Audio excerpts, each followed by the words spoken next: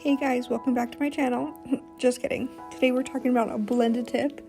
So I'm just showing you the supplies you'll need. Obviously you'll need some tips, some glue, tip cutters, some nail clippers, an acrylic file, an emery board, some cotton pads, and some alcohol. So what I'm going to do first is open up my box. And if you'll notice on the seam, I've cut it just so that the box doesn't try to pop open all the time. So I'm going to measure my client here. I was lucky and guessed right on the first try, making sure that the tip fits sidewall to sidewall. It needs to cover the entire nail plate. There can't be a gap. Otherwise that'll look silly, it won't fit properly, and your enhancement won't be as strong. So with tips, when you're applying them to your client, you need to cut off all the free edge of their nail.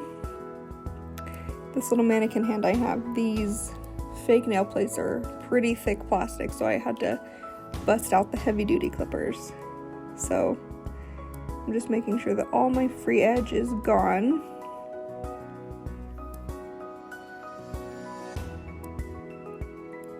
Obviously on a client you want to be very gentle, but this gal doesn't mind. So what I'm doing here is removing the shine from the nail plate. Obviously after we apply the tip, we're going to be applying some sort of nail enhancement. So I'm basically just prepping the nail plate for that enhancement. I'm just removing some dust to make sure I can see what I'm doing. Normally on your client, shaping the nail, you would want to use your emery board. But again, this thick plastic fake nail on my mannequin hand would just tear up my emery board. So I'm just using my acrylic file. I'm just showing you the length there. I cut it down significantly and we're ready to apply our tip. So again, I'm making sure that it fits properly, completely covering the nail from sidewall to sidewall. I'm going to grab my glue, and I like to hold my tip in my dominant hand just so that I don't have to try to fiddle with it after I've applied the glue. So I'm going to stick it on the nail and make sure it's straight, make sure that the middle and the edges are both adhered. Applying a tip to a plastic nail, you have to hold it down to get it to adhere. I mean, I held this down for 2 full minutes. So I cut a little bit out of the video because you don't need to see me holding a tip for 2 minutes. So here are our tip cutters. Here I'm just showing you that the blade faces you.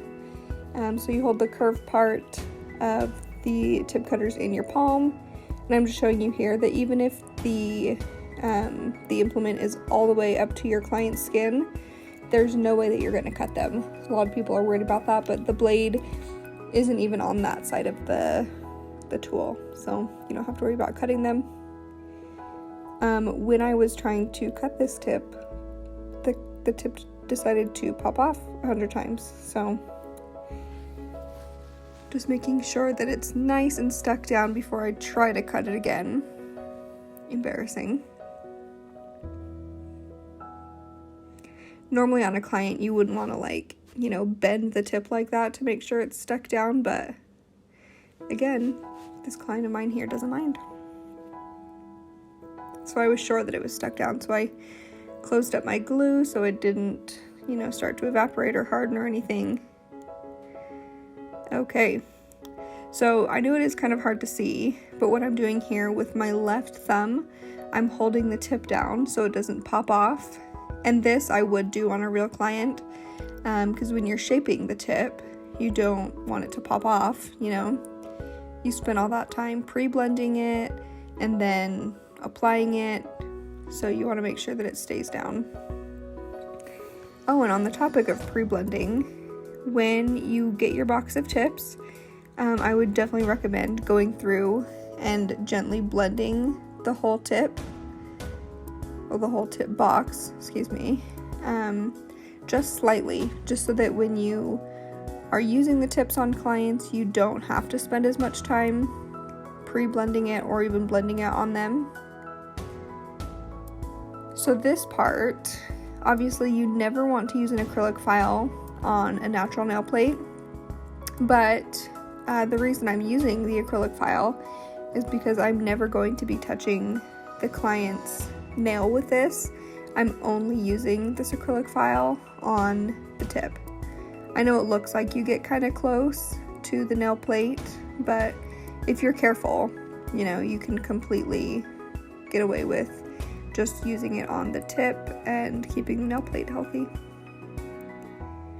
So the goal of blending the tip, you want it to look like there's not a tip at all. And that's one of the reasons that I use this mannequin hand instead of the one that you guys get, just so that you could see the difference. At the end of the video, I'll show you kind of the finished product, but in this video, I wanted you to be able to see, you know, where the tip is and where the nail plate is, but really the goal is to get it so that you cannot see the tip at all.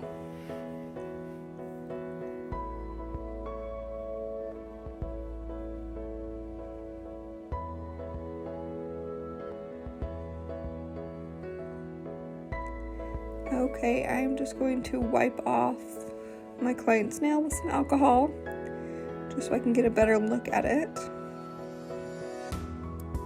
Just blending a tiny bit more. Those little corners, since they're kind of pointy, they do like to stick out like a sore thumb. So the two edges by the side walls, that's the part that's going to take the longest to blend.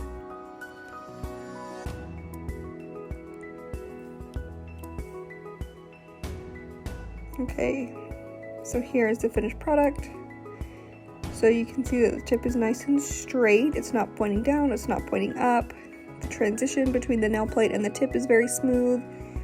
There's no gap underneath the nail plate, you know, from where the nail plate is and the tip meet. So there is the finished product.